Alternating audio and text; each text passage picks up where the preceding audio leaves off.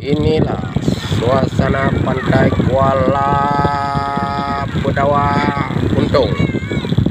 Jangan lupa kunjungilah ke tempat wisata pantai wisata Bedawa Untung Idiraya pada sore hari ini. Jangan Anda ketinggalan, jangan Anda lewatkan acara wisata pantai Bedawa Untung Idiraya pada sore hari ini. Ya, ini lautan luas menyeberangi sampai ke Selat Malaka dan menuju ke Pulau Malaya, bisa sebelah lautan ini. Nah, inilah suasana orang berkunjung di wisata pantai Kuala Untung pada siang hari ini. Jangan Anda lewatkan ke tempat kami ini.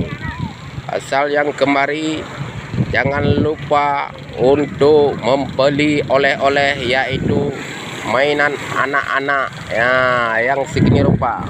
Nah, ini perahu otok, jangan lupa dibawa pulang.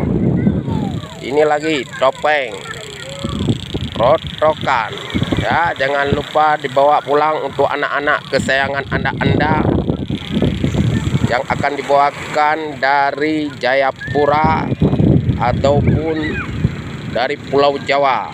Inilah wisata pantai wisata Bedawa Untung Idiraya Aceh Timur. Jangan Anda lewatkan, jangan Anda ketinggalan di tempat wisata kami, pantai Bedawa Untung Idiraya. Ini suasananya pada sore hari ini.